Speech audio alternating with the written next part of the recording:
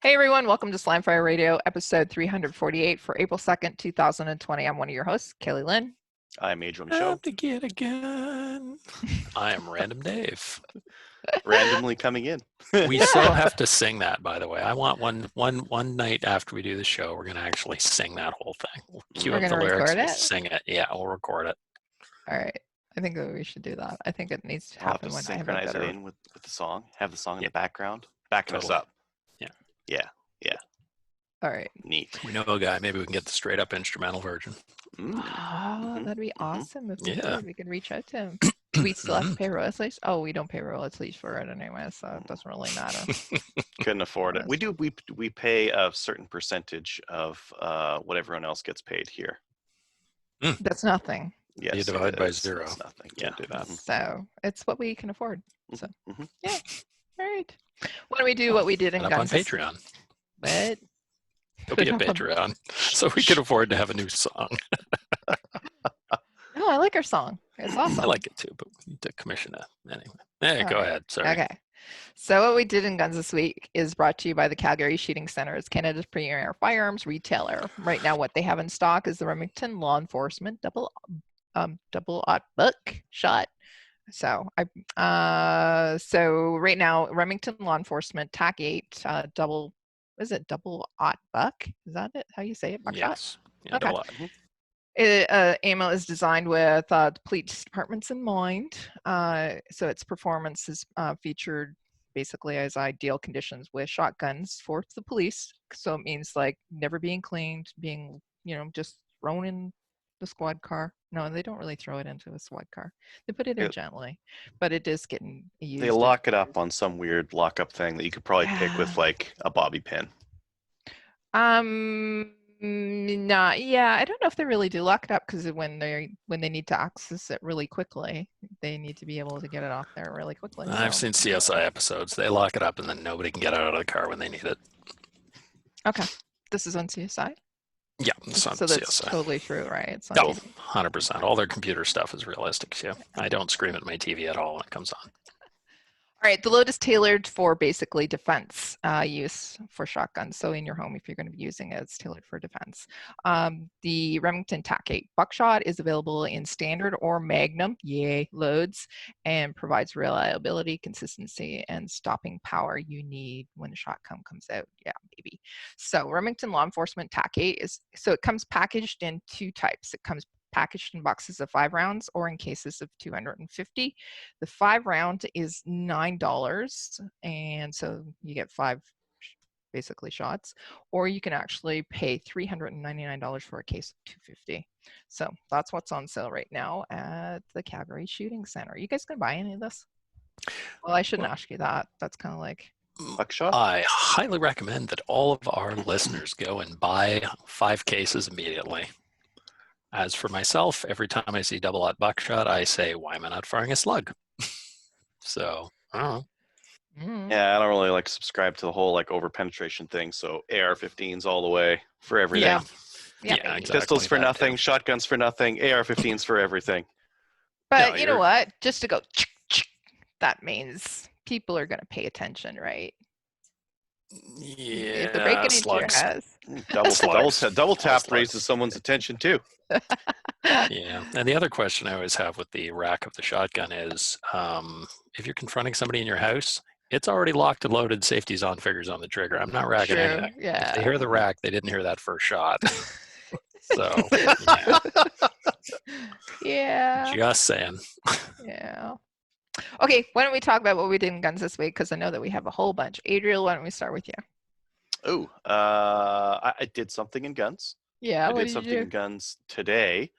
I bought some AR-10 mags from Denis because Sweet. he had the 1010s and I wanted some of those. I also want some of the 510s for hunting.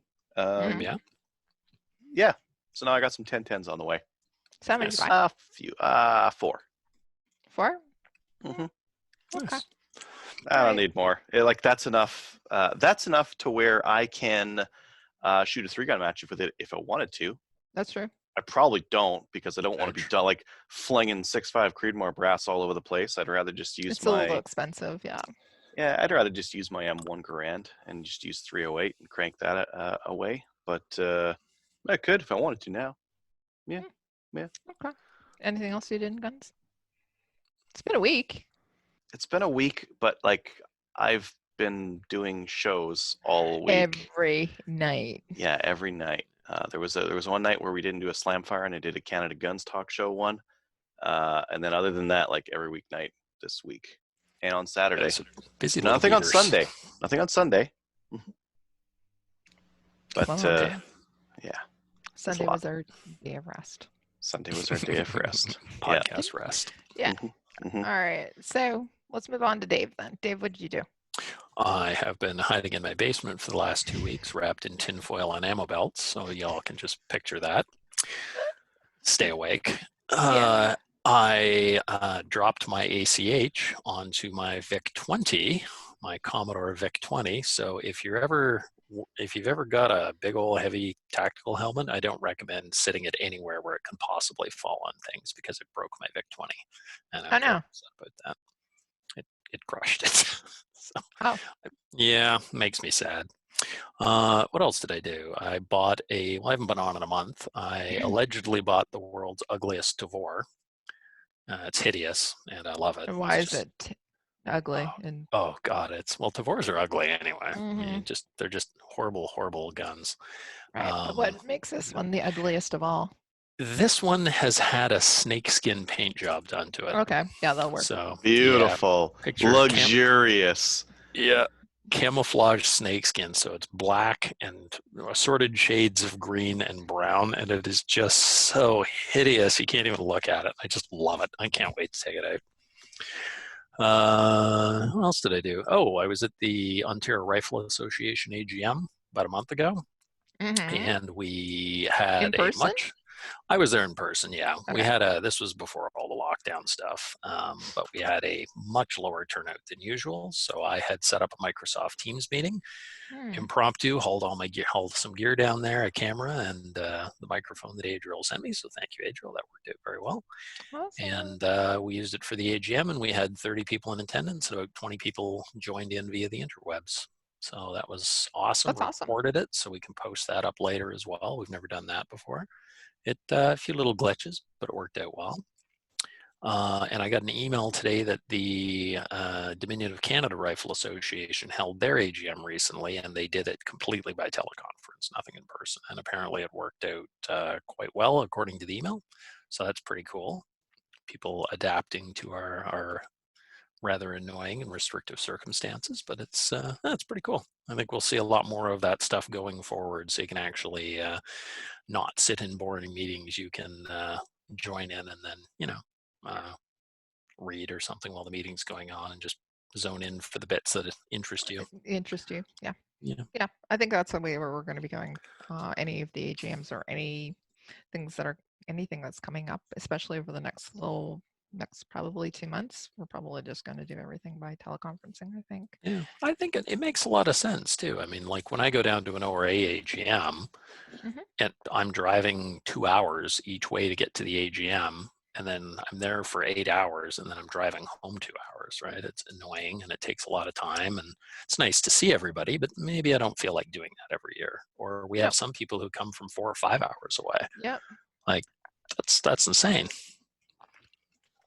And you can tune in and not wear any pants.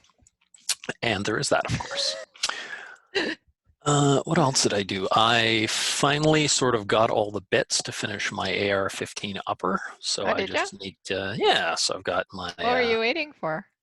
Some bits from Trevor, which Trevor, I didn't say get them to me right away. I said whenever. So he got them to me whenever. So that took a while. Okay. And I had a few little screws and stuff that I had to go pick up. So I've got it almost put together. I'm having a hell of a time getting the barrel nut on, but I have to actually get a vise for my upper and then do it. Adriel's advice of just standing on it and twisting the muzzle device on, that's not going to work. You got a wrench? So, You could do the No? C-clamp with 2 2x4s with a hole drilled in it. Have you tried that? no. So you drill it. You take 2 2x4s, you screw them together. You drill a hole in them that's just a little bit like smaller than the barrel, Then you take your screws out. Now you have 2 pieces of wood with a channel in the middle of both of them. You clamp Smart. that onto your barrel, and then you either C-clamp them or screw them together. And that's now your barrel block. Now you C-clamp that to something, or you put it in a vise if you got a vise, and you'll twist off your muzzle brake no problem. And the wood won't do any damage to your barrel. Mhm. Yeah, interesting. Okay, That's smart. maybe I'll try that. That's like a crappy DIY barrel block. Yeah. Yeah. Well, Bolivar has an upper block, so I may just I go use grab his. that off. Or just go and Yeah. see him Yeah. because he's not that far away. That's Yep. true. He can throw it at me down his laneway or something. I'd probably look forward to that. Yep. And that's what I did in guns. How about you, Kelly? All right. So what I did was, so Armory DC Gunsmith, they shipped out the rifle that we had ordered for my nephew. They shipped it out on the Friday, and it came in on Tuesday, my birthday. It was my birthday on Tuesday.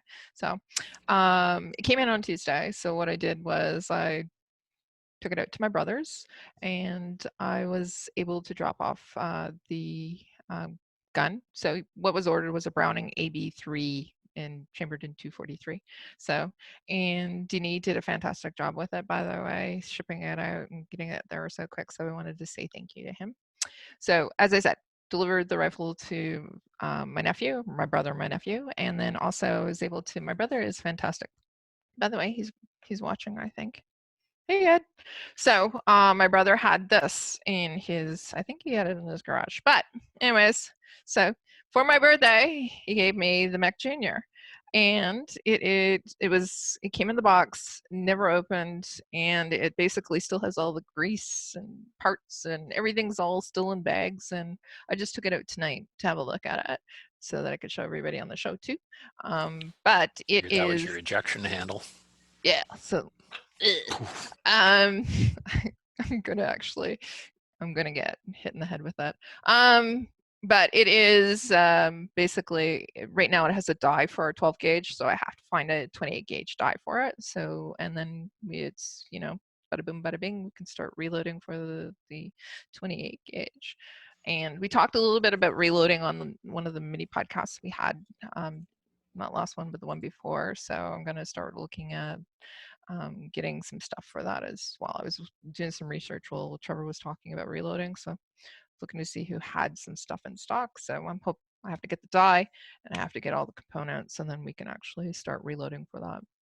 I'm sure that, and I talked also to Kelly Kincaid as well, because we were talking about reloading together and just trying to get some loads that'll work for both of us, because it is a little bit expensive for 28 gauge. We do know that, so yeah.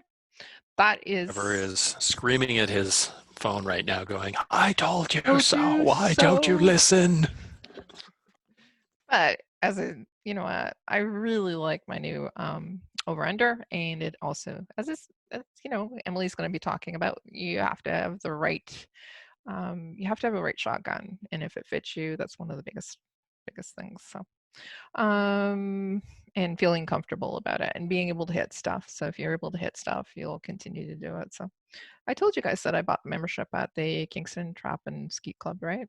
So I think so. Yeah, I bought a membership, and so that what that means is I can go. They are only open, so I know everything's closed. I'll get to that, but they're only open on Wednesdays and Sundays. And to shoot, you actually have to buy a little card, and they stamp it every time you go because you're paying for basically the clays. But I'm really excited about it. But right now we're closed. And I don't know how long that's going to be for. So, and since I just bought the membership, I've been getting emails almost every day from the secretary, and they're talking about giving us some credit for it. I don't know. Anyway, so we'll figure that all out. I'm really excited and hoping to actually get it to the club when it eventually opens, so we can try it. Maybe try out some of the loads we're going to load too. So, anyways. That's it for me. Didn't do a lot because, well, I've been working a lot, and Socially isolated. Socially isolated. Okay, so seriously, I was talking to Kelly, and Kelly and I were going, well, you know what? Maybe we can socially distance. Go to her place. She has her own range, and we can do, basically just go and shoot, but do like distancing. So, and I'm going, you know what? I've been staying in the house. I haven't been going and talking to anybody or seeing anybody because I didn't want to get anybody sick, especially my dad, my stepmom, whatever. I think it's a really bad idea. And she actually agreed with that too. So I was going to do that today, but I actually called her and I said, it's a bad idea. I don't Mhm. feel right about it. And then I went on a half marathon run. So that was my day today. So instead of shooting, I ran. So that's it. Cardio is important. Yep. Getting ready for, endurance. Zombie Doing- apocalypse. Yes, that Not too. it's the only real application for cardio. Running is zombie I can't even talk. Say Apocalypse. I can't remember which rule cardio was, but I'm pretty sure it was one. Wasn't it? One. Very important. Mhm. Yeah, I thought that was rule one. Either that or like have cover when you go to the bathroom. That was important too. Yeah, that one is really Mhm. important. Yeah. Yeah. And then also have hand sanitizer. You know what is really good for Backseat. cardio when you're fighting with somebody at, Walmart over like hand sanitizer. Because you need stamina. Right? Ah, Yeah. yes. Mhm. Good I didn't know where you were business for going with that. Now I do. Yeah, you need that. So, and I did stand in line at Walmart. I had to. They're doing the whole, distancing, only letting 30 people into the store, whatever. I went to, I did actually stock up on things like, I went and got some prescription stuff and I got some other stuff. And this woman behind me was like coughing. She was on the phone and she was coughing. And then she was like right up in my neck, standing behind me. I was going to actually take her out because it was just like, whoa, lady. Anyways, that was my birthday. I got sick on my birthday. No, I didn't. I'm not sick. All right. That's it. I don't know where I'm Went to going. Walmart for your birthday. This is the worst that was apocalypse a ever. roller coaster there. Holy. I went to Walmart for my birthday. Oh, I got out. Yeah. Yeah. So when we talk about upcoming events, there are none because everything's canceled. Stay home, play video games instead, is what Adriel says. Hey, Adriel. Well, I don't know who put that in there. Yeah, it was probably me. Yeah. So how's the video game going? Let's go. Awesome. Yeah. Yeah. Are you and Jeremy playing? Mm-hmm. Me and Jeremy. All my brothers are playing right now. We're all playing Escape from Tarkov. Had some like big Chad runs the other day. Took a bunch of equipment from some better players. See, you're doing shooting. Mm-hmm. Mm-hmm. So it's SKS, AK-74s, Mosins. No M4s. I'm not. That's too rich for me. Way too rich. Yeah, I'm poor boy on that game.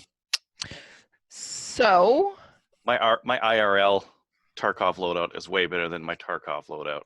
One day we will all sit around and we'll be like, hey, do you remember when video games came with all the guns? You have to buy them afterwards. Yeah. I have a question about, you were talking to me last week about at this point, maybe you would be ready to just go out and go and shoot something. Mm-hmm. Are you at that point right now? I've been thinking about it for either this weekend or next. I'm gonna go into the bush. I don't know if it's. Oh wait. I have an easy way of determining if I'm gonna do it this weekend or not. What's the weather like? Because it's cold. It's supposed to be like 5. That's what. Saturday -7. What? Sunday -5. It's probably gonna be like -12 overnight. So. Which is doable. Yeah. But I'll push it off one more week. One more week? Yeah, because last time I looked was about a week ago and it was supposed to be like 5. That'll give me enough time to get the mags. And Cabela's is doing pickup on ammo. So I might get some 6.5 Creedmoor from them so I can shoot more. Next Thursday, it's supposed to be 4 degrees. That's the highest you got. That's it. But I gotta drive like 2 hours to get anywhere cool because all my ranges are closed. So everything is closed. Yeah, I don't know. The bush is not closed. The bush is open. This is free. Crown land. That's where you have to go. I'm gonna find some land where I can shoot. I'm gonna go now that I have my Tavor, and I'm gonna phone the CFO and see if I can get an ATT to take my AR-15 out to Crown land because we know the rules bullshit and they know it's bullshit. Haha, you have to edit. You're gonna call the CFO. Do you think they're gonna answer? send an Well, email. if I You're don't, working I'll from home. email them. But I'm just going to request that I would like to take my AR-15 out. I'm doing the responsible thing, so I would like an ATT to the following address, which is Crown Land. Okay, thanks. Bye. Say it's for this afternoon. Hopefully you get it to me by the time I'm out there. Yeah, if not, just I got my phone with me, so I'll get it when it comes. Here's the address. Meet you there. Yeah. The cops probably aren't going to come arrest me, or would they? I don't know. Maybe I not. don't know. I Maybe have not no now. Trick I them. don't. Don't I even don't bring know. your AR. Just bring your other stuff. Just I sit don't know there what in you're the car talking and about. wait. Yeah. What are you guys talking about? Brought my paintball gun. Are you guys Ooh, crazy? there you go. I did get an email today from my local club saying that they're going to be closed until the end of April into May at least. Yeah. So that's the reality right now. And right now Ontario is saying anything over 5 and you're going against, Yeah. What's our state of law. emergency right now? Mid-April, right? 2 more weeks. Yeah, I'm thinking that we're toast until at least June, end of June. So we're going to have to come up with what we did in guns. Like, I don't know. We're going to have to start doing virtual things. I don't know. What we did in pants. What we I'm doing did in more pants. virtual things. Or not. More Yeah. virtual calls. Yeah, we're doing a lot of those. Mm-hmm. Yeah. Mhm. Okay. And we'll continue those mini episodes, by the way. If you have stuff you would want us to talk about, like we're doing prepper stuff, but if you want to talk about anything else, just let us know. Send us an email, right? Okay, why don't we get into the news? There is none, and then new gun stuff. So why don't we actually do that? This is going to be a quick show besides our main topic, which was fantastic, by the way. I mean, when it comes to news and like new gun stuff, new gun stuff, it's all sold out. Yeah. If it's not sold out, it's just getting more expensive. And realistically, like if you need to get some 9mm 223, you can still find it. It's just $100 more expensive per 1,000 than it was before. And if you can live with that, it's available. You can get it. Delask has some newly done up 1911s. They're 9mm pretty. stainless. They're very nice. Yep. Yeah. Very nice. Canada Downrange episode 3 is live on YouTube. They've been releasing their episodes, which is very nice since everyone's stuck at home. So you can watch it. If you watch YouTube on your phone, make sure to check what resolution they set you to, because by default they're putting you to potato quality. So at least like bump it up to 720 if you're starting to watch a video and you're like, man, this looks like crap. Just check that setting. Yep. So yeah, episode 3. They're doing 1 episode a week right now. So they're going to do season 1 first, obviously. Then they'll set up season 2, which is great. And then so I'm excited about that. Oh, I did order some stuff from Amanda Lynn Mayhew. I'll talk about that next week when I get it in. All right. Sorry. Cool. Yep. Yeah, some of the stuff I've mailed out is getting to people, so that's neat to see as well. Let's see. Oh, if you're in Edmonton, P&D has their ammo listed online now. P&D has like a bunch of weird ammo, and they're a little bit more expensive than your big box store, but they'll have it. So they have like real weird stuff, and they've got it all listed online define now. Weird. Give me an example. Okay, never mind.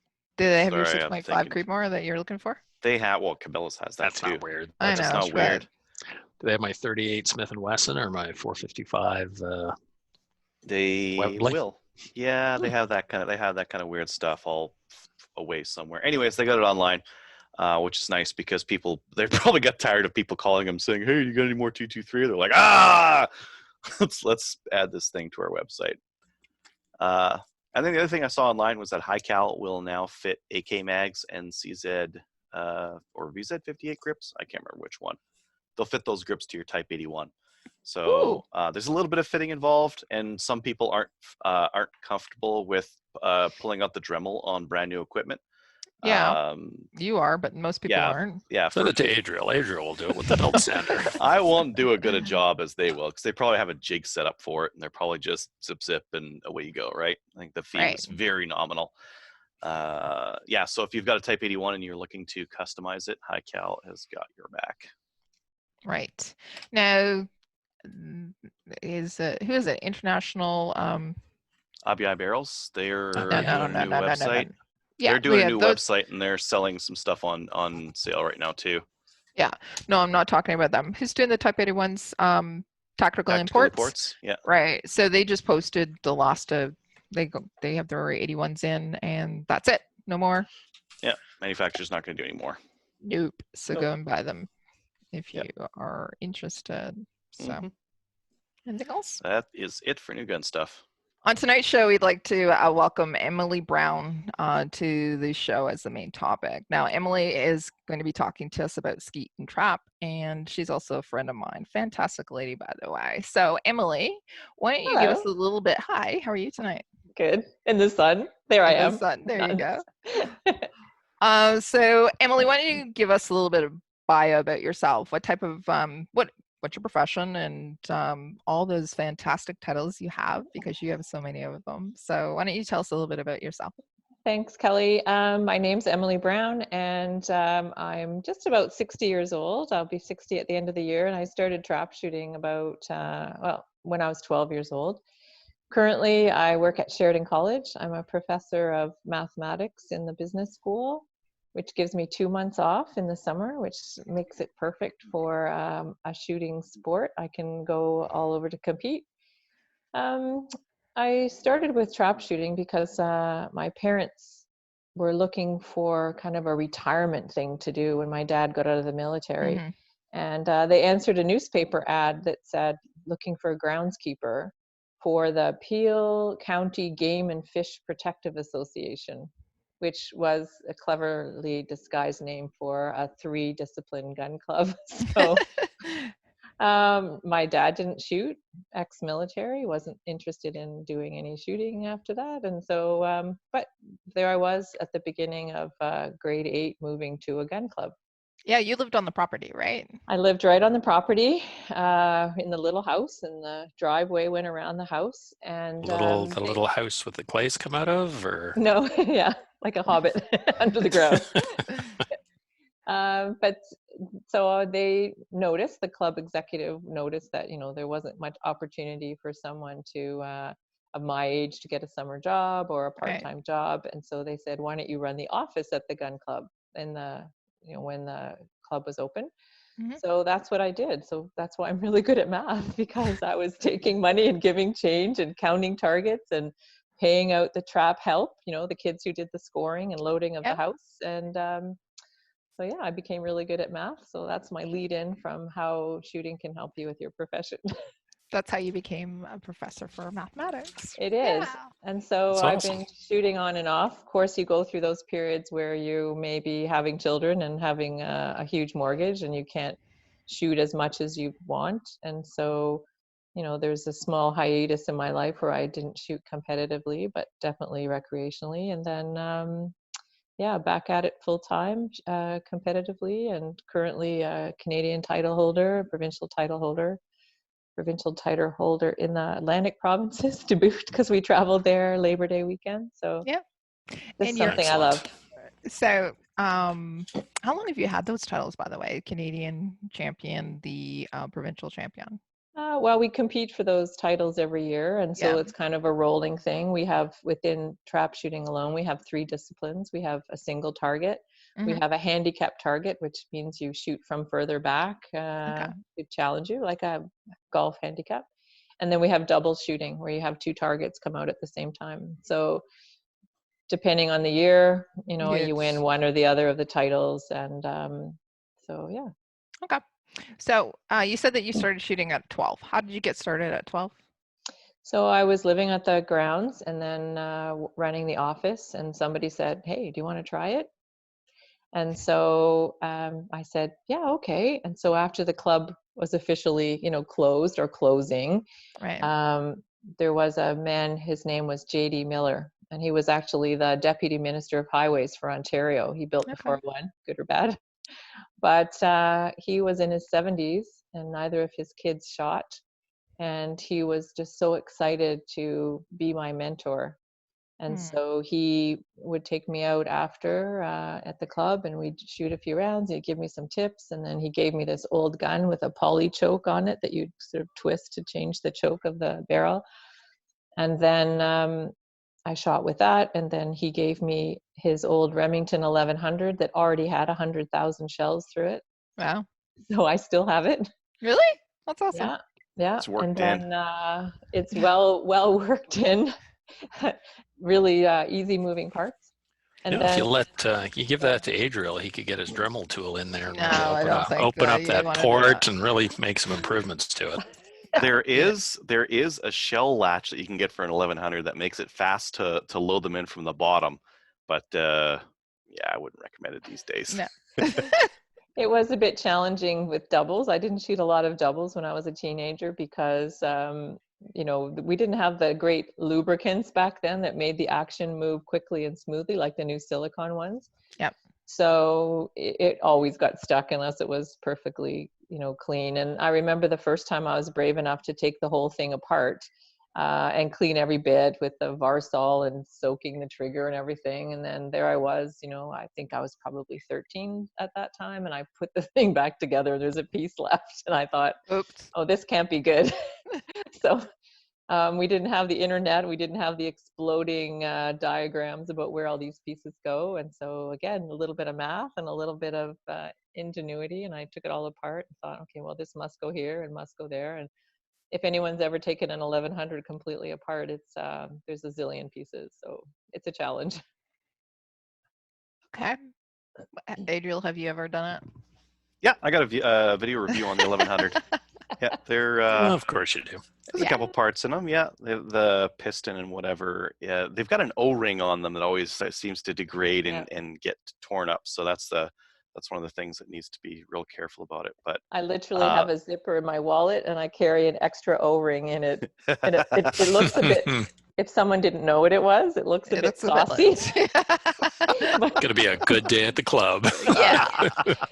And what's interesting is this man, Jack, he said to me in 1977, I guess, I was going to Vancouver to shoot the Canadian Championships.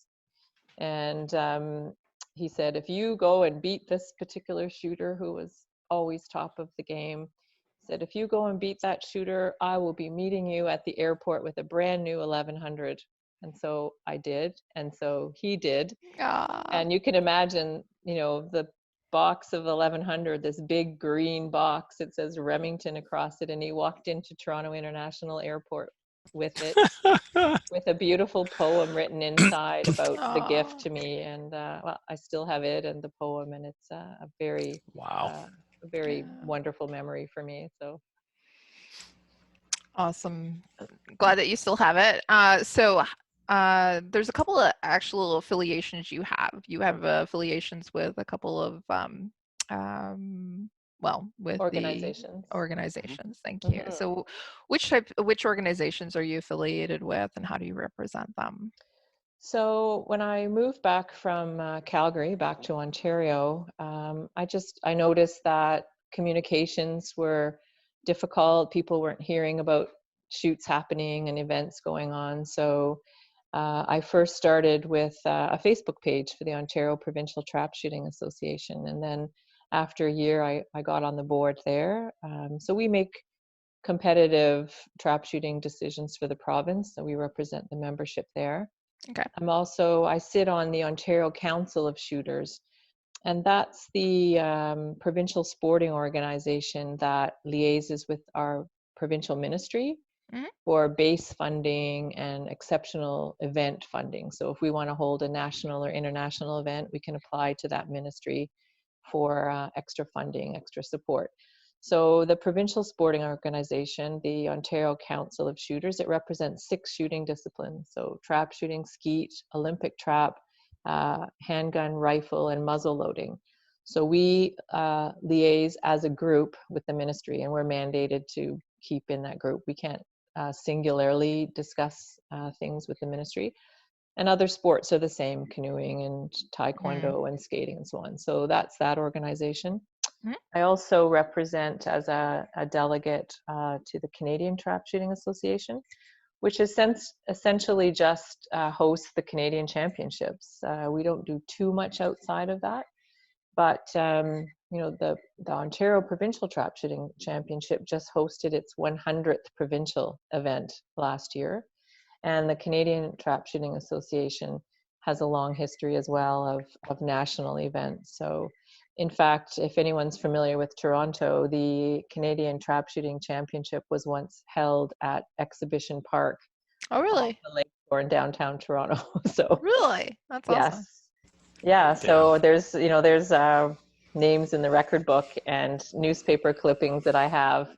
I'm sort of I'm not a closet historian. I'm an out there historian of the shooting world. I also am a member of the board of the Canadian University Shooting Federation. And Right. to me, that was a real honor to be invited on the board. I was helping them out for about a year as kind of, I call myself the den mother, where I'm just kind of there to put, the people in touch with shooters who are willing to help youth shooters. Right. I put people in touch with others around the country. So what the Canadian University Shooting Federation is an organization that's supporting shooting clubs at post-secondary institutions, which you can imagine in today's times Yeah. can be a challenge. And I have participated in a couple of appeal meetings at post-secondary institutions who have denied shooting clubs on a variety of unsubstantiated and uneducated grounds.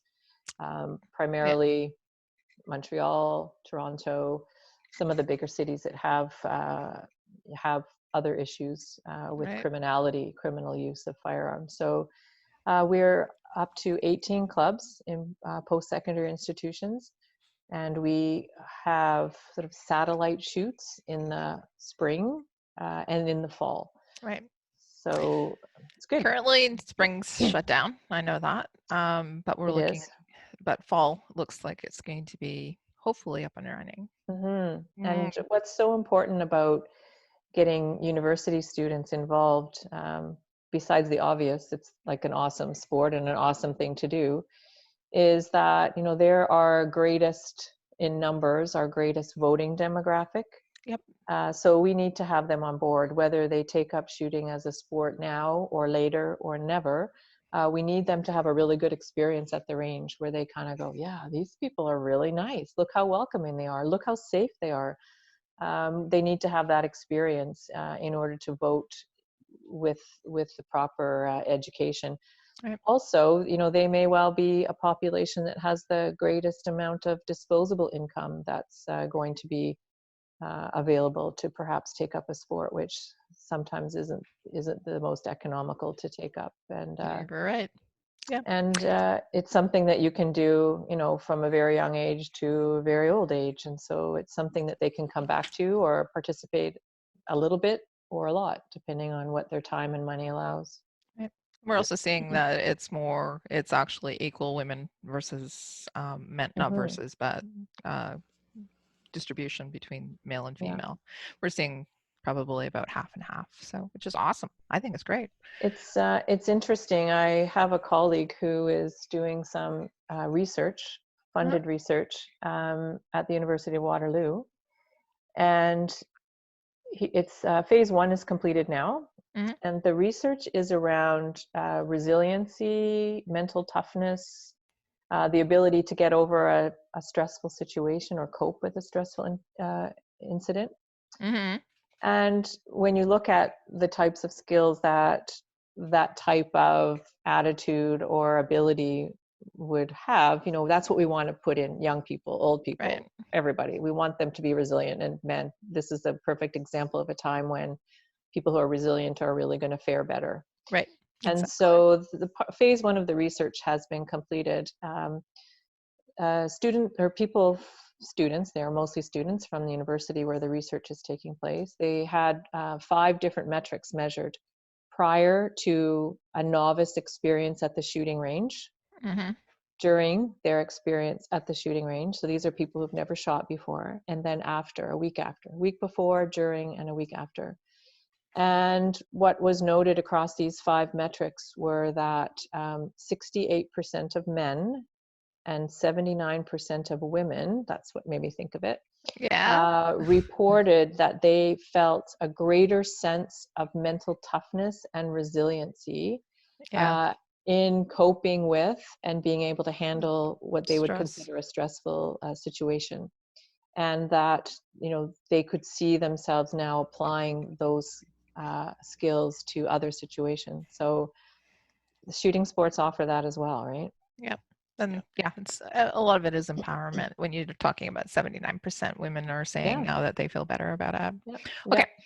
So, and final thing, one of the probably biggest accolades that you have is that you're one of our gunning girls. I'm July. You're July. Yes, you are. That's how I know you. You're fantastic. It's like, Thank you. Oh my God. When I was invited, I thought, oh, great, they're going to make me December, which is my birthday month, and I'm going to be in a parka so no one can see me. And that is the furthest from the truth if you've looked at July. Yeah. Yeah. And you were a chipper too, because you were wet and cold, and I'm just going to let people go from Take there. that for what it is. Yeah. Yeah. Fantastic though. Everybody's going, she's 60? Oh my God. Yeah, no. But no, that's how I actually know you too. So it is. And, yeah. The reason that I actually had you on is because I'm actually getting into skeet and trap. So I'm super excited about it. I've now bought my membership at my local club. The other thing that I've done as well is I've bought a new gun, a new rifle. Yeah, and a new shotgun. New shotgun. Mm-hmm. Yep. Over under and 28 gauge. So, and then I'm also going to be taking up reloading as well, because 28 gauge is a little expensive. So I'm going to be doing that with Kelly as well, because she also shoots 28 gauge too. So, but I wanted to get you on and so that we can discuss trap specifically, but also skeet and sporting clays. I know that you actually shoot trap specifically and sporting clays. But can you tell us what the difference is between all of them? Yeah. So when you tell people that you're a trap shooter, they say, oh, is that like skeet shooting? And there's always like a little napkin around, and I draw a little diagram and say no. So trap shooting is where you have one mechanical house and the targets go away from you, and you have 5 stations that you shoot at. So the targets are away within a particular angle and within a certain height. It has to be a certain height.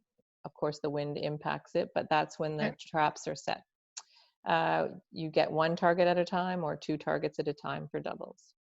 Use a 12 gauge shotgun, less successful with a 20 and 28 gauge. So a 12 gauge, a lot of people say, oh, they're young or they're women, they should start with a 28 gauge. And really that's not the truth. You should start with a 12 gauge that fits you and has some recoil resistance in the stock, or a gas operated or something like a semi-auto.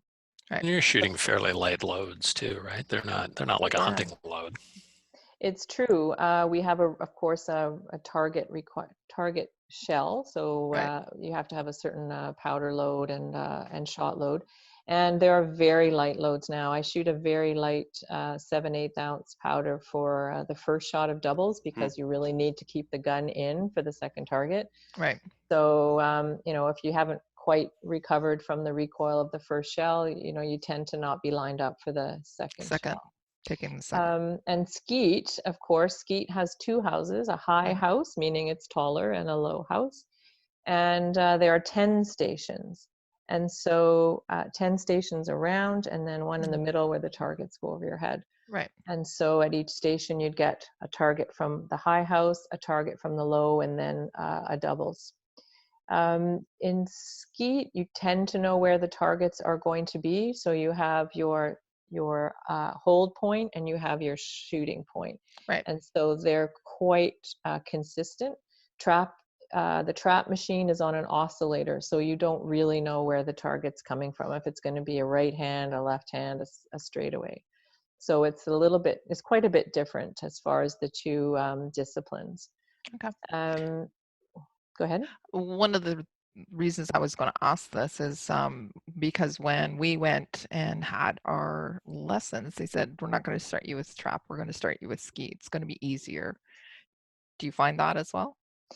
The fact that you always know where the target's going could imply that it's easier.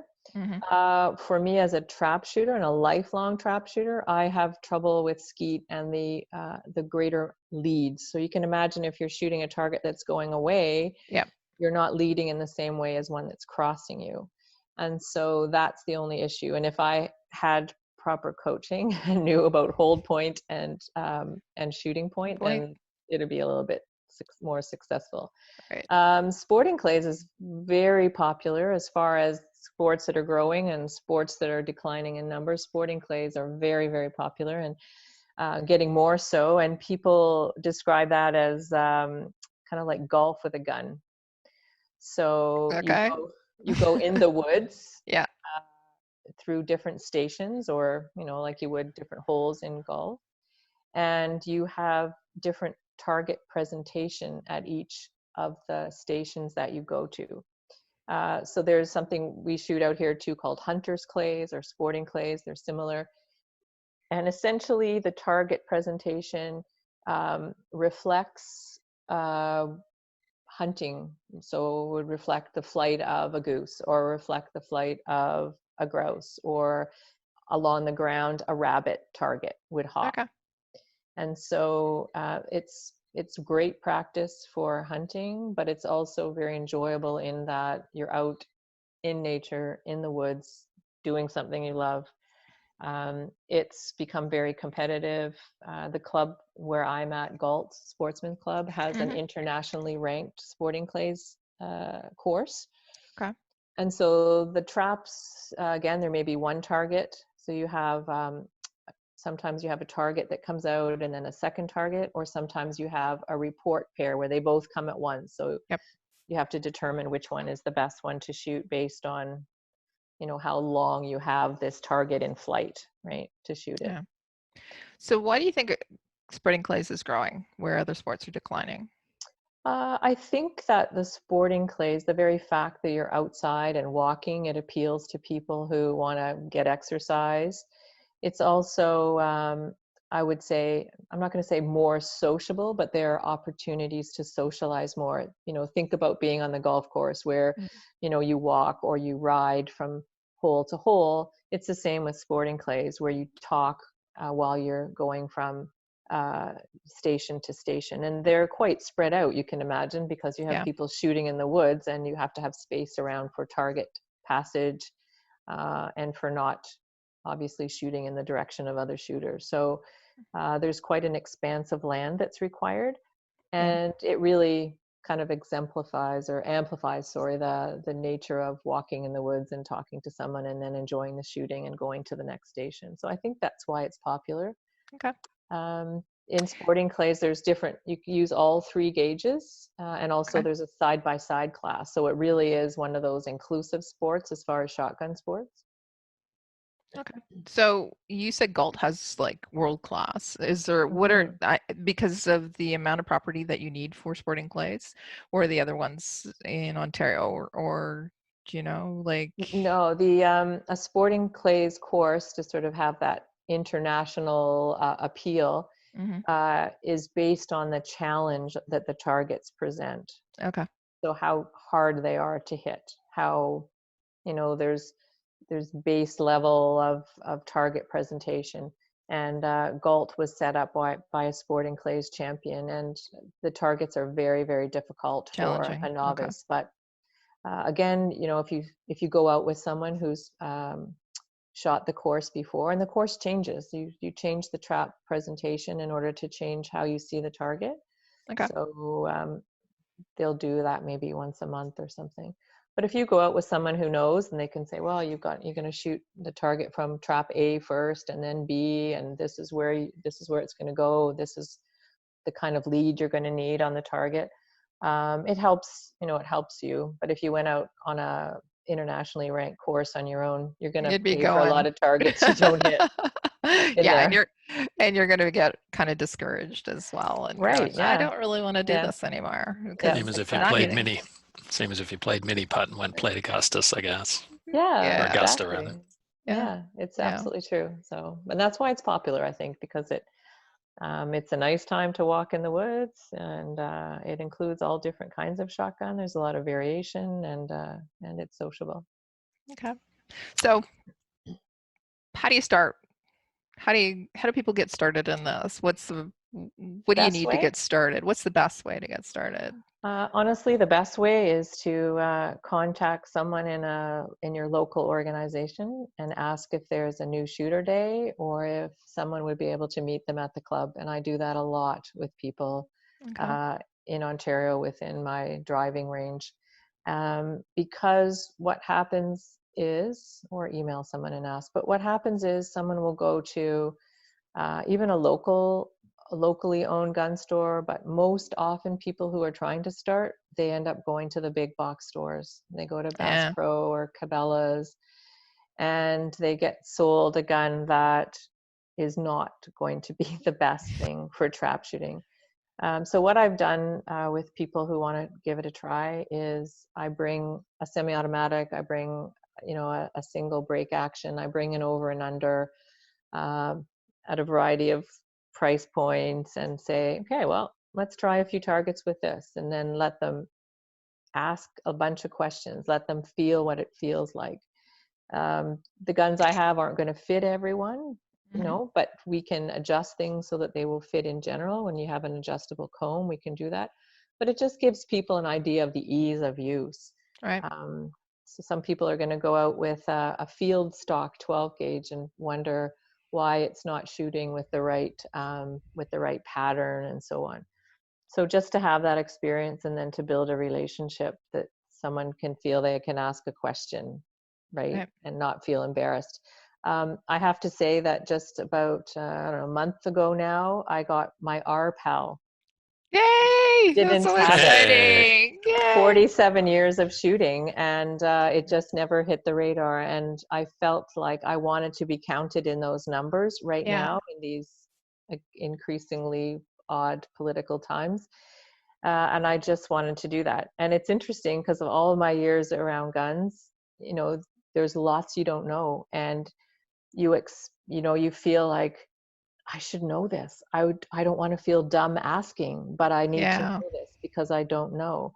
And I think if you have someone who is knowledgeable in the sport and is open to any question, then that's where you need to go to get advice to get started. Yeah, perfect.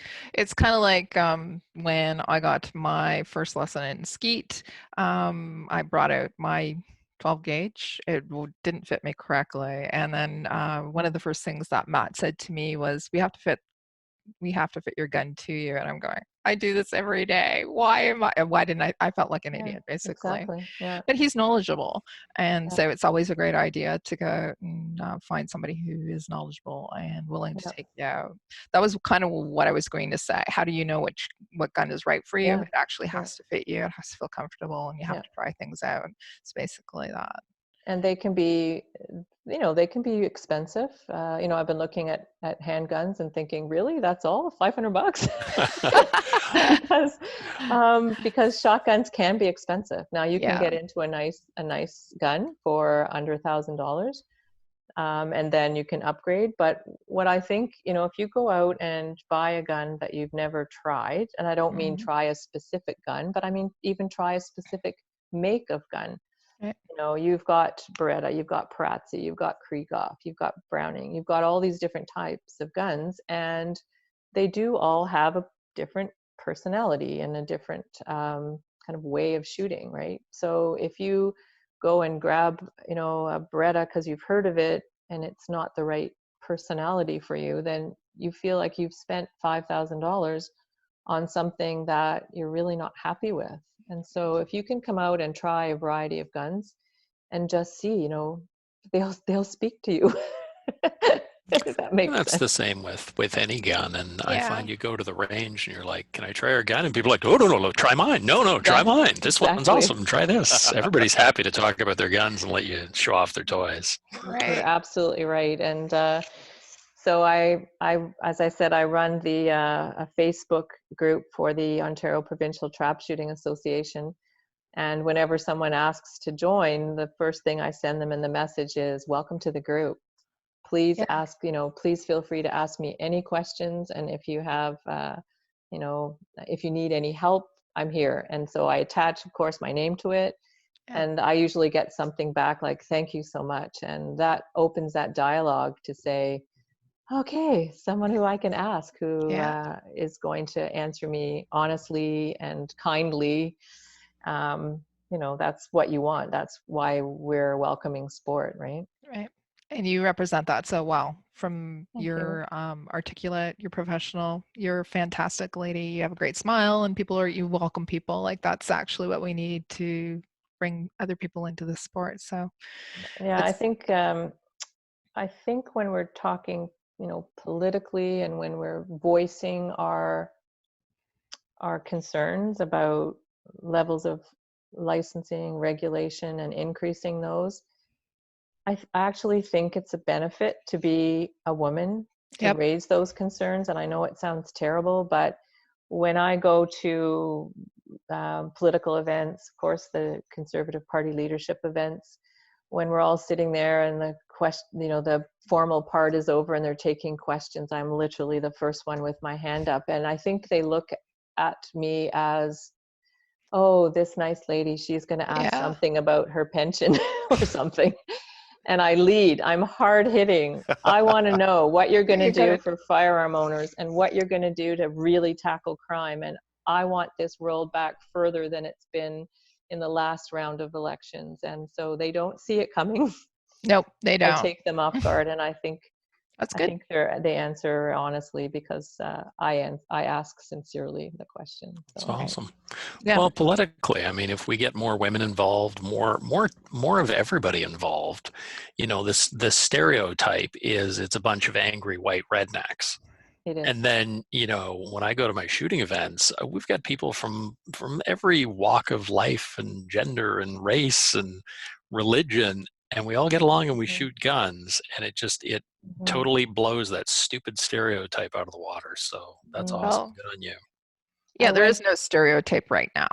Everybody, but people still think of I that went to stereotype. an appeal meeting at a university who had denied a shooting club. Yep. Perhaps I shouldn't mention the name, but I Well, might I have was going to get graduated into from those a there little once.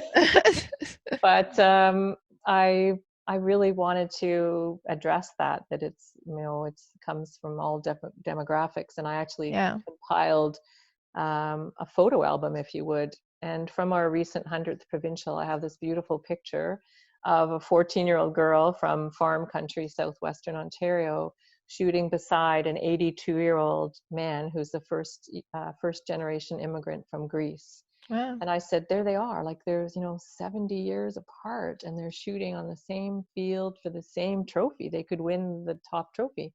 And I showed a picture of an 86-year-old woman from Windsor who I used to shoot with her son and her grandson. They're both in our record books. And she was 86, shooting a competition round of 100 targets in July in St. Thomas last year at the Canadians with her 12-gauge shotgun that she's shot for decades. Wow. 86. And you think about where most 86-year-olds are, right? And this woman is out there Amazing. Yep. competitive, right? Yep. And that's why So, it's. Oh, sorry. Go ahead, Dave. go ahead, Kelly. I'll ask after you. Okay. So one of the things that I wanted to ask you about was this whole appeals process. Why do you think that what we're trying to do is get clubs, universities, colleges to Mhm. have these clubs? Why do you think it's almost like an automatic no? Like, why do you think that is? Well, for big city institutions, so if you're talking about Toronto, Montreal, Hmm. um, you know, the email denials are often really disgusting in their response, that um, why guns are on the earth and who uses guns, and we're not willing to condone their use by our students and so on. You know, I should remind this institution that I was a Canadian champion when I started studying there in 1978. So, you know, that's something that the university should be proud of athletes that are within their student population. Yeah. I think it's really, you know, it's really about misinformation and a lack of education about the differences between who's using guns for criminal use and who is using them for recreation. And when I went to the appeals meeting at this particular university, They wanted to know, firstly, that we were, their students weren't going to sit in the cafeteria talking about their weekend at the range, because it might sensitize people sitting at a table next to them. And they also wanted to ensure that guns weren't on campus, which, again, legally, if they're They're stored allowed to. legally, Yeah. they could, but that was one assurance, which was absolutely fine with the club Yep. organizers, of course. And the third thing was, where were they going to be shooting? And so the student who had put in the original application said, well, we go up to a shooting range that's about an hour north of here. That's the closest range. Mm. And I said to the university administrator, I said, after the young man was finished, I said, actually, the nearest shooting range is about 500 meters across that field out the window we're looking at, because there was one on the campus of the university. And Oh, I said, yeah. the second closest range is about 1 kilometer down the road in the basement of Union Station, train station in Toronto. And most high schools in Toronto that are older than 50 years have rifle Had them ranges in the in their basements. basements. Yeah.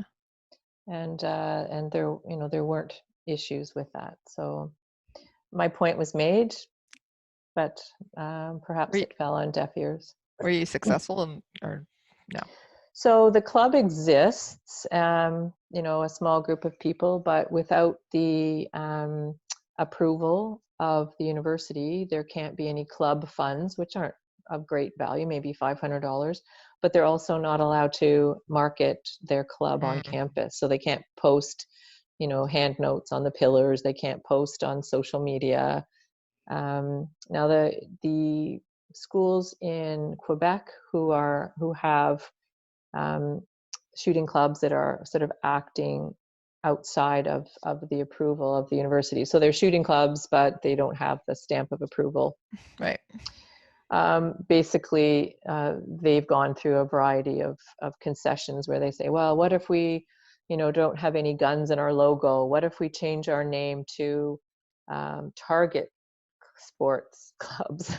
So, they're dancing around this whole thing rather than just becoming educated. And the biggest thing about the Canadian University Shooting Federation is to educate first, to provide enjoyment and fun, and also to encourage the students, if they're going to come into the club and remain a member of the shooting club going forward, we're absolutely encouraging them to get their pals, and there are pals, to be licensed, and to prove to whoever wants to ask that they are responsible citizens and responsible enough to be licensed to own a firearm. So right, that's exactly it.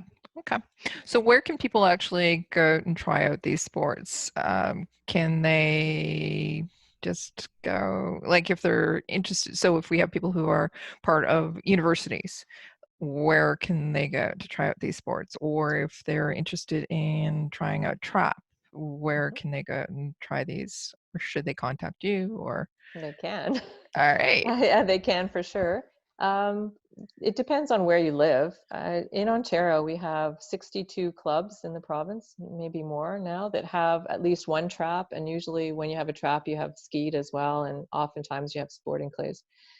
The problem is, of course, that the clubs have a certain number that they can allow in their membership. So many clubs have capped memberships.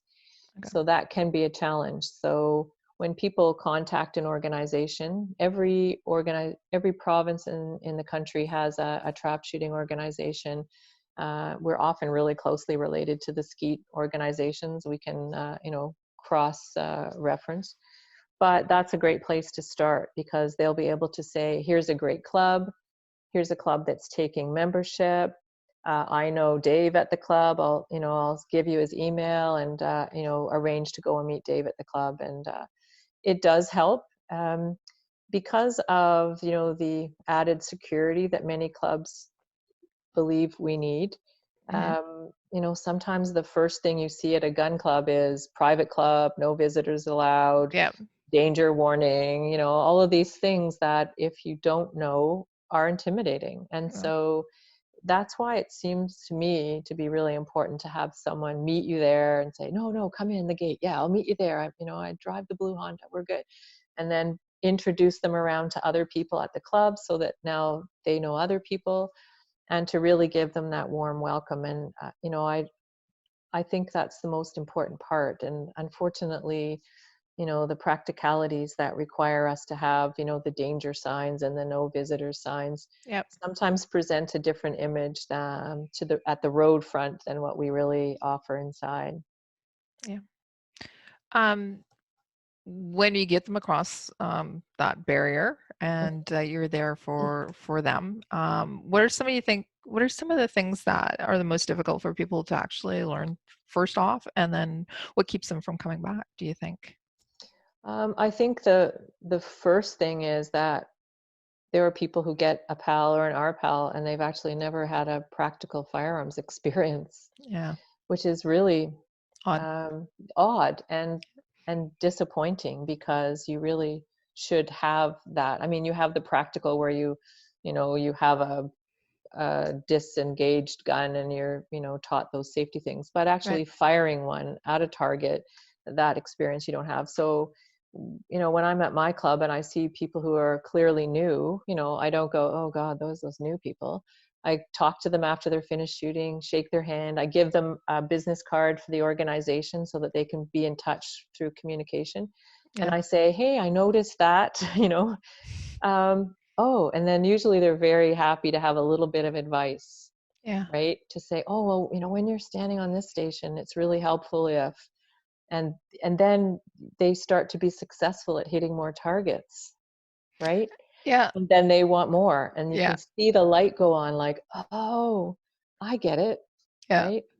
Yeah. I see a lot of rifle shooters who come out and they're looking at the bead. Yeah, that's And actually you're just saying, no. In trap and play target sports, we point, we don't aim. And so people are looking at the bead at the barrel and missing the target out there, by a mile.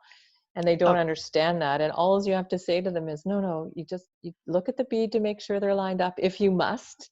yeah. And then look out there into the grass or into the trees. And that little bit of advice allows them to be more successful at hitting targets. And then suddenly the light goes on and they Yeah. feel happier, right? Yeah, it's so counterintuitive for people who are pistol shooters or for rifle shooters to actually not look at the bead, to Yeah. actually look at, the leads. It's just like, once you actually do that, you're going to hit more though. And what stops people from coming back? I don't know. Sometimes it's time, sometimes it's money, and sometimes it could be a bad experience. And so, we are trying as much as possible to make sure that our clubs are as welcoming as possible, that we encourage them to host new shooter events so that you're not going to have a new shooter who's fumbling around on the line with someone who's practicing for some competition. So you can take those people and say, let's get you going, let's get you hitting some targets. So that's what our clubs are encouraged to do. And most clubs, if you email or get on their Facebook page and say, hey, I'm a new shooter, when do you have open club hours, they're always available, right? It just Yep. is a matter of finding the club closest and reaching out to someone. So Yeah. yeah. Okay. Dave, what were you going to say? I was going to ask exactly what you asked, so well done. You read my mind, or I read your mind. I don't know. One of the two. One of the two. What about you, Maybe Adriel? both. Yeah, we're sharing a brain. Adriel, do you have any questions for Emily? No, just how do people? What do you want to plug now that Yep. now that we're at the end here? Oh, wow. Yeah. Well, mostly I would love to see some juniors and women come out. I want to see families shooting. If women love it, and I have to say there are, there's some women who feel like, oh, geez, that 12 gauge shotgun, that's going to kick. There's recoil, it's huge. What do I do with it? And honestly, I mean, I was shooting at 12, and we have, young fellas and young girls. The gun that fits is the gun that you're going to shoot well with. And there are so many new technologies now than when I started, where you have recoil reducers, you have synergy guns, Fausti guns that are designed for a smaller frame or for Those are beautiful. women. Oh my gosh. Yeah, they're beautiful. And also, make a gun fit, right? Yeah. You can decrease your length of pull if you need something shorter. You can, as we talked about before, you can get a lighter load shell that's perfectly effective, the same speed as any higher powder shell. So it's not like you're going to be less successful with a lighter load, right? It's Yeah. all about where that pattern goes. So Right. so yeah, that's what I want to see. I want to see more people coming out that are, maybe cautious about trying, the big 12 gauge shotguns. Okay. I must say, when I take people out with shotguns and I give them like a target load, I have had a few not so nice friends who've brought their friends out and they think it's hilarious to hook up, like the 90-pound woman with a 3.5-inch slug and then have a good laugh Mhm. over it. So Yeah, very I think unsafe that's and why very people get, discouraging. Yeah. Yeah. yeah, and I think that's why people get nervous about that, because people see a lot of that stuff on the internet. So if you're ever thinking Mhm. of doing that to somebody, please don't. Mhm. You're a jerk. Yeah. Yeah, I have seen a number of images put up where, like new women are shooting and then, people are coaching them, but they're holding their shoulder as if, oh my goodness, this is going to hurt. Well, that image, it speaks 1,000 words. It looks like it's going to hurt. And so that's what people remember. Really, it's just like basketball where you have a proper stance, right? Where you Yep. don't have your feet together, you have your feet shoulder length apart, Right. where you've got stability and you lean into the gun so that, the recoil absorb goes straight into the shoulder and back. All of that is about proper holding of a gun and proper stance. And Right. when I teach someone who's absolutely, green at it, I give them, before they hold a gun, I say, how would you rather experience this? Would you rather be hit or pushed? Because people sometimes are resistant about holding a shotgun tight to their face and tight to their shoulder.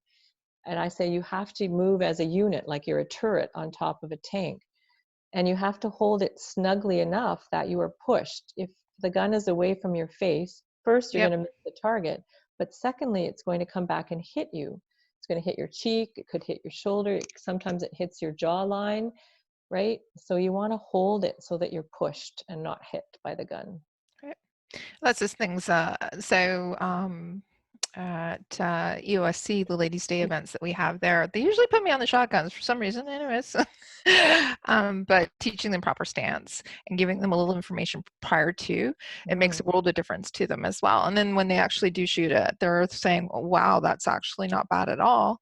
And it's because they have proper technique, proper stance, proper everything. And they actually are happy about it and encouraged to actually shoot it again as well. So it can be basically the difference between whether they want to come back or not. Absolutely. So, yeah. And that level of comfort. And what I notice with absolutely new shooters is really that first pull of the trigger, they just want to feel what it feels like. Yeah. And sometimes they just mount the gun and pull the trigger and then go, okay, that's it. That's okay. I can deal this, right? Yep. And so it's that first pull of the trigger is really the deciding point. They just want to get it over with and then be assured that it's not going to hurt and it's going to be a fun time. And the first time they break their target, like, wow, they're excited, the look on their face, like there's nothing. Yeah, it's priceless. Yeah, it is. All right. So again, why don't you give us some information on how to contact you again, whether it's best through Facebook, email, or however. So if people are interested in contacting you, because you got a lot of information. Yeah, I do. Yeah. So there's my personal Facebook. It's Emily Sanford Brown. So that's possible. Also the Facebook group, it's Ontario Trap, OPTA, Ontario Trap Facebook group. I post there all kinds of events, everything, league shoots, fun shoots, full-on competitions. And also the Canadian Trap Shooting Association. I run that Facebook page, and that's for sort of national events and national news. Any one of those ways you can reach me. Also at www.ontariotrap.com. That's the website, and there's email address there that will also reach me. So anytime, I love to hear from people. All right. Thank you so much for coming on tonight. This is fantastic. Awesome. Yes, it was a lot of fun. And I can't wait to see you soon, hopefully. I hope so. Yeah. All right. Thank you. Okay, bye all. Thanks, Emily. Now I want to go shoot my shotgun. I know, eh? Well, you could have 2 meters between you and the person that's throwing your clays, or you could get one of them clay throwers and just be by yourself. So just you're That's set. the argument, right? I know. I went out with Phil O'Dell. That was the last shooting day I went. I didn't introduce him to trap shooting, but I took him out and we had a couple of rounds of trap. And then that was the Sunday. And then Monday, school No was more. canceled, work was canceled. That's Yeah. it. Yeah. So Yeah. our spring summer semester at university is going to be online until September at the earliest. So Okay. I love that schools are doing online courses. It makes I can't help but think about all the Ontario teacher protests, and I'm like, I oh, know. this is just delicious. High school teachers are resisting, and now they're getting a lot of pushback from parents going, listen, you gotta teach my kids, man. Oh, it's delicious, and it sustains me. Their tears sustain me. Yep. And they sure signed their contracts fast, didn't they? Yeah. Yeah. But right now, everybody just wants their job, basically. Yeah. Basically. Dave, where are you sitting? I am located in my basement in Wasaga Beach, Ontario. So, Wasaga Beach. That's I know, awesome. right? How about you, Adriel? I'm in Edmonton, Alberta, Oh. or and Knob Trevor. Creek. Yeah. Oh, And okay. and Trevor, he is from Campbellton. Campbellton, New Brunswick. Brunswick. So we're Home right of- we're right across the country. Home of the world's greatest dipstick range. Yes. Yeah. Or pizza. Or Oh, and just Beef across biscuit. the river, they're just across the river. There's a bridge there, and you go across the bridge, and there's a poutine place right on the other side. And oh my God, they Road should trip. come to Campbellton. Yeah, They're doing driving. takeout and delivery. Come on out to the charity shoot. yeah, why don't we so I'm going to we're still live, so we're going to get Oh. started with the rest of the show, but I'm Okay. going to send you a message. Maybe we can look at hooking up sometime soon-ish, but we have to get all the all clear and the ranges have to be open, and so I why know. don't we plan something? Will do. Thanks. We can plan a ladies' day again here later in the year, actually, if maybe we can look at doing the Gunny Girl calendar then too. It'd be fabulous. All right. Thanks so much, guys. Great being on the show. Bye, Emily. Thank you so much. Take care. All right. Thanks again, Emily, for coming on the show. Really great information. And if anybody's interested in trying out Trap or talking to her about trying to get a club into your local university or college, send her a message. She'll be happy to talk with you. So, all right. Let's get into listener feedback. Anybody? Yeah, Facebook actually, there's been a attention? couple of comments on Facebook there. Let me just pull some of them up. Oh, that's interesting. I can't. Awesome. No. Luke was asking if I'm streaming my games. Not yet, because I suck, but I might. And then people can just watch me flounder around and get smoked. That's cool. That's always hilarious. I don't think that you're as bad as you say. I wouldn't say I'm good, but I'm getting better. I'm getting better now. I had one match last night where I rolled a bunch of people. I was like, yeah. But then I also had matches where I went in and after 5 minutes I get domed from somewhere. I don't even know. Someone just smokes me in the head from somewhere and he can't Probably see a him. 12-year-old in Alabama. Russia. 12-year-old in Russia. Yeah. Just don't. Yeah. When you do have that one game that you cannot be touched for no apparent reason, and you get that godlike feeling where you're just mowing people down effortlessly, that's a great feeling. Isn't it? That's awesome. Oh my goodness. Yeah. Love that. Oh, the game's really realistic. You got you can mod guns and whatever. Yeah, maybe I'll live stream some stuff because what else am I doing? Yeah. You're doing these shows every night. I play video games afterwards. So all I need to do is be stream to Hunting Gear Guy, and this is not Hunting Gear Guy, but watch me suck at this video game. That'll be fun. By the way, your wife is a saint, I must say. All right, let's do listener feedback. She has her automatic furnace vent thing now, so she just that thing is working so good. That thing is so good. That automatic furnace thing that I made, it's 21.4 in here right now. Usually, You should post the specs for that, and people can I copy made a it. video. I made a video. Oh, Put it on well, YouTube. good, How to make good. your own. Is which on Hunting Gear? Yeah.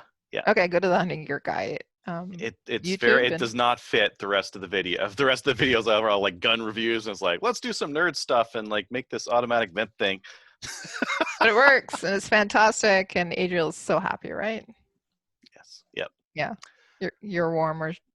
Do you like it warmer or hot? Never mind. Just consistent. Just yeah. consistent. Like it. Like All I right. had a 6-degree swing before. Now Mhm. it stays within about 3 degrees, which is as good as it's going to get for a room Yeah. like this. Yeah. That's awesome. That's it. Okay. Yeah, let's get into listener Oh, feedback. there was some more What? questions. Okay. One guy was asking if you are doing. Sorry, I can't see all the comments. I can only see the latest 4, so that's why I can't get to them. But one person was asking if you have reloaded any 28 gauge yet. No, because I'm saying that I need to actually get a die for the. I just opened it, literally today. So no, I need to get the die first, and then I need to obviously get the components. So if anybody has a die or they know where I can get a die for the Mech Junior for 28 gauge, let me know. Send me a message, and I'll get it. So, or I'm gonna do some more research as well. Go look online. Just I get the know. die and just start cranking on it. Yeah.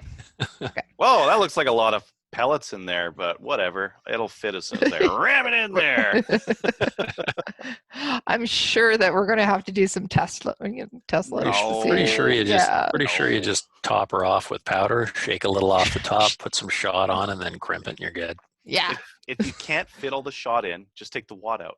Just Okay. powder and then put the pellets right on Perfect. top. Oh, nice. Load some dimes in there too. Oh wait, that won't work. You have to get some very small dimes, some washers or something. I don't know. 28 gauge, yeah. You shoot ski yeah. with washers, Just thinking, what else can I put in there? No, just kidding. All right. forks, spoons. Fork spoons. No. Okay. So listener feedback. Let's get on to that. So Armory listener feedback sponsored by Armory DC Gunsmith. Fantastic. By the way, order from him. Armory DC Gunsmith is a full-service gunsmith who specializes in firearms refinishing. He offers hot bluing, parkerizing, and Cerakote finishes, as well as wood refinishing.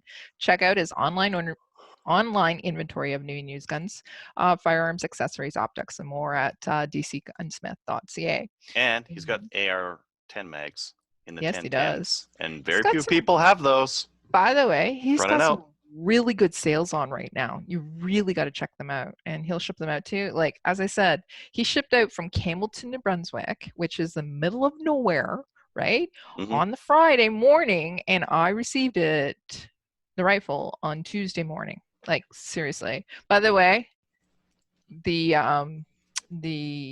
Canada Post Mhm.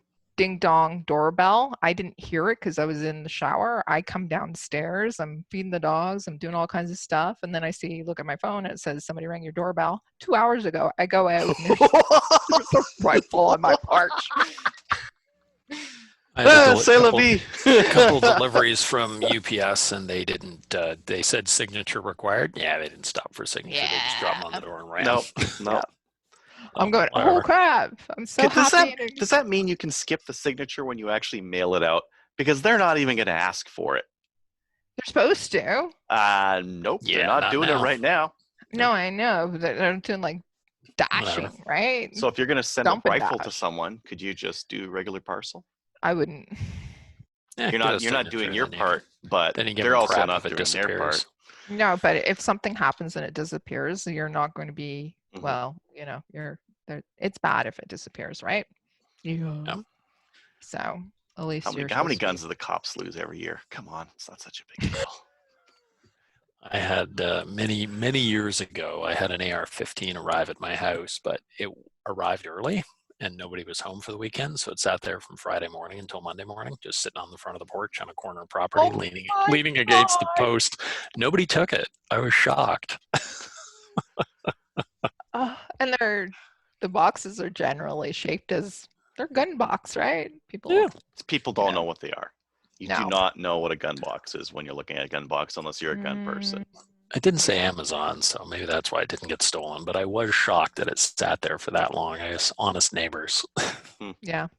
I'm surprised your neighbors didn't take it in and then give it to you. Yeah, no, it just sat there. Okay. Mm. All right. So why don't you take this one, Adriel, from Dwayne, because it's really long and you're a fantastic reader.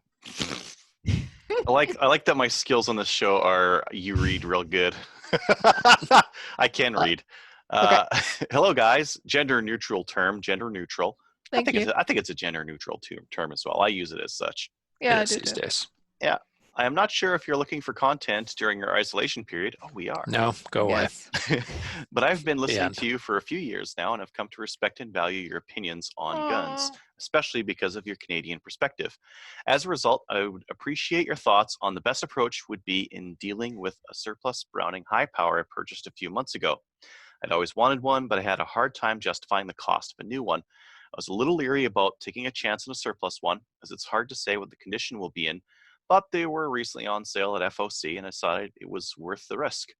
The gun I got is in pretty good shape. There was a tiny bit of rust on the frame, slide Yeah. and barrel, but I was able to remove most of it with some simple soak and polish with an SOS pad.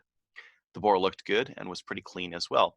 But as you can see, the finish is pretty marked up, and I'd like to ask you what you would do to refurbish the pistol. I've considered rebluing it or Cerakoting in a color that duplicates the original high power bluing, which you guys had discussed with some other firearms a few episodes back. I'm leaning towards the Cerakote route, but I'm open to some suggestions. Or am I throwing money away by even doing something like this? Here are my questions. Which route of refinishing would you suggest or recommend? Do you have any gunsmiths in Ontario you'd recommend?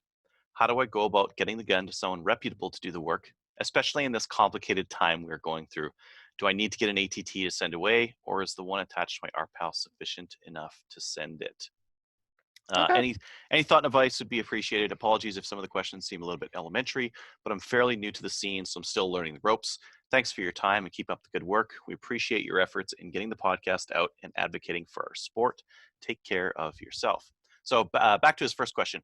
Which route of refinishing would you suggest or recommend? Well, Trevor's not on, but Well, so imagine this was your gun. Yep. Which route of refinishing would you suggest or recommend? if he wants to refinish it, if he Mhm. wants to refinish it, obviously he doesn't want to keep it as is, right? Well, This is what he's saying. there's still Yeah. some other questions we could ask. We could ask, how much do you want to spend? How Yeah. badly do you want it to look the original? How original do you want it to look? Right. Because some of them might be cheap and quick. Some of them are going to cost a bit more. I feel like buffing the rust out and rebluing would be a Yeah. more costly thing to do than just Cerakote, but it would Right. be a more original look, and it would probably wear a bit better in some things, right? Right.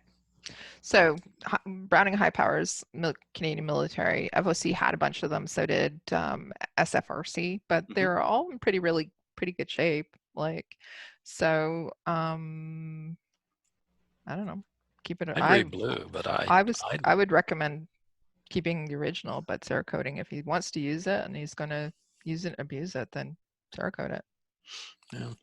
I'd say too, what are you going to spend on it, and what's the gun worth?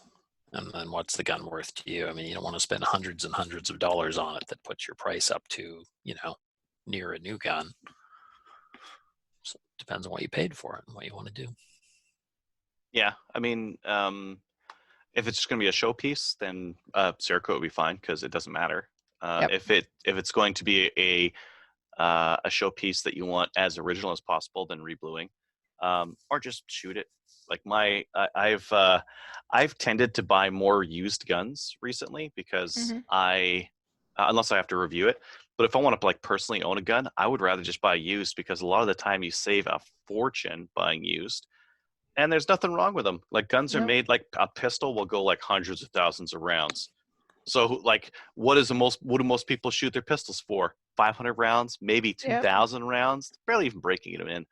So I think that you like buying used and using used guns is fine. And I think if they're a little bit scratched up or if they're a little bit rusty or whatever, then I don't have to Well- worry if I scratch it. If I refinished that pistol for myself and then I scratched it, putting it down on a table or something like that, I would be upset with myself because I would be like, man, that was a $300 refinishing job I had to put into that thing. Right. And Yeah. yeah, this is a surplus. Like, let's be real, too. Right. I have a 1911 I was going to refurbish, and because it's all scuffed up and beat up and it's got holster wear on it. And then I was thinking, well, who cares exactly? I'm going to throw it in a barrel or leave it sitting on a rock or something, and I'm going to scratch the crap out of it anyway. So whatever. Right. Yeah. Yeah. So, if he does want I to always ask refurbish, Denis though. yeah, Denise on watching. Yep. Hi, Denise. What's your recommendation, Denise?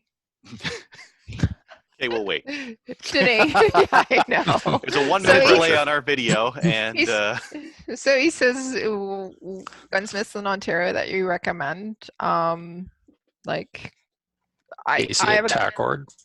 Sorry. Casey at Tackord. He's pretty awesome. Yeah. I've heard a few people have dealt with him. And SFRC has Dave, who actually is a certified gunsmith and does the refinishing as well. But we would recommend highly, like, for example, sending it off to Denis, because you know what? He's sponsoring this part of the show. But not only that, he does a fantastic job with rebluing, or he does a fantastic job with Cerakoting. And I'm just all looking that at the as well. pictures he's got here. It looks like Yeah. there's. I'm not sure if it's rust or if it's scratches in the finish. I wonder if this thing wasn't refinished at one point poorly, and that's what we're seeing the scratches in. There's Well, somewhere around like the. he buffed it with a little bit of SOS, but that's like. It looks like 'Cause- scrapes out of the. Yeah, it's hard to tell. Mm, I would ask a gunsmith about this. He's got good pictures. I would just send that to a gunsmith. Be like, yo, how much to blue this? How much to Cerakote it? Denis does both of those. You don't Yeah, have he's to a do it super in fantastic province. guy. Like in terms of you will. Okay, so on to question 3 there. He's saying, do I need an ATT to send it away? You need an ATT to get it to the mail, the post office. Yep. After that, you're covered. So you just need to be able to get to the post office, and then am I right in saying that? You are Yep. Yes. correct. Because you can take a restricted to a gunsmith, but Gunsmith, no problem. It's attached. you won't have you will need an ATT to the post office. You won't need one for him to mail it back to you. So easy peasy. Just need an Yep. ATT there. Trying to think of Or stupider laws. yeah. I'm trying to think of transfer or anything like that. I don't think any of that stuff's required because it's No. not actually transferring it. No, he's just going to the gunsmith and having it Short-term worked on. ATT to Yep. Canada Post, and away you go. Bob's your uncle. Mhm. Yep. Right. Yep. All right. And since So- you're mailing Transfer it anyways, you might as well just mail it to someone Denis? that's going to do it cheap and good. Denis is an awesome guy. Yeah. Give him some business. All right. Ginger Snap, you're up there, Dave. Can you read this? Is From that James a B, hypothetical aka question or Ginger like Snap. A little bit of column A, a little bit of column B. Do, do you have it open? March 24th, midweek podcast was a real dude. Of course I do. I'm always prepared. I was Excellent, working thanks. with Shure earphones in, listening to my 17th favorite podcast, Slamfire Radio. 17 firearms podcasts out there. Okay. And oh boy, at the end of the podcast, I was ready for the world to end. My panic set up, my blood pressure was up. Blood pressure up check, head running million miles an hour check, looking around and seeing normal looking people being sketchy like meth heads in a downtown Miramichi check. I was not prepared as well as I should be. Time to make a list of the 3 Gs: groceries, gear, and guns. I was concerned about Trevor's well-being, and I had no time to contact Trevor and ask how he's doing. Figured the RCMP would check on him soon enough, and I would hear about it on the Slamfire news section. We're actually reaching out to him though and asking how he was. Like seriously. Fast forward a week, off the rocker, Alright. on edibles, cursing and swearing on the podcast because he doesn't own a bike. LMO, Frosty, great job on the editing and the go button moment. Trevor, like all of New Brunswick residents, doesn't need a bike. They need a car to get groceries and everything. 15 minutes with no traffic. I'm down to 7 with all the unnecessary people staying home. It's freaking awesome. Wish people would stay home more often. Yeah, I hear you there. When you arrive from out of province, the sign should be welcome to New Brunswick, where driving is a right, not a privilege. I'm glad you're okay, Trevor, or are you? Da da da. Da, da, da. He's not on tonight. I don't know. Da, da, Trevor's da. listening. Yeah, he is. Mhm. All He's right. listening. He's our favorite listener. Love that Trevor guy. Very engaged. Yeah. He is. Kind of weird though, eh? Because when you're in bigger Trevor? city, Bad. no, Yeah, he's kind of weird too.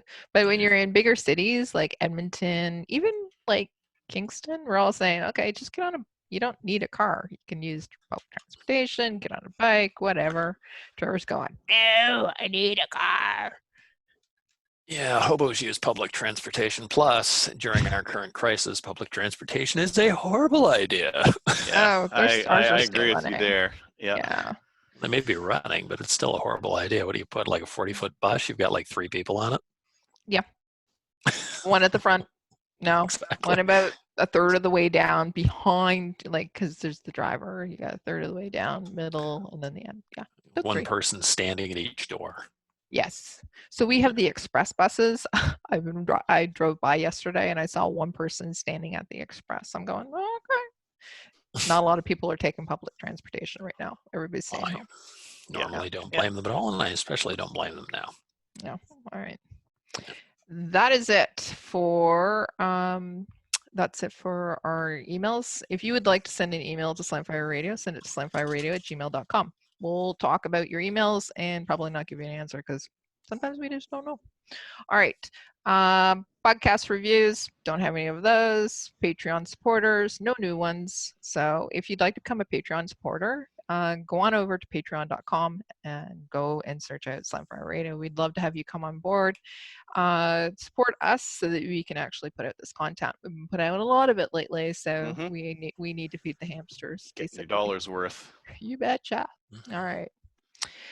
Some of the other things that you can do is also you can show your love by going over to our website, and if you click on the link for Cabela's, if you're going to purchase stuff from Cabela's anyways, like that ammo and a new rifle because it's the end of the world, just go on over and visit our website, click on the Cabela's link, and then they'll actually send us some money as well. That's awesome. They have order in store right now, so you like go on online, you order your stuff, and you say pick up in store, and then you can Which is free, by the way. Yeah, and then you don't just charge drive anything up extra and for it. just get it, and Yeah. you don't have to go inside.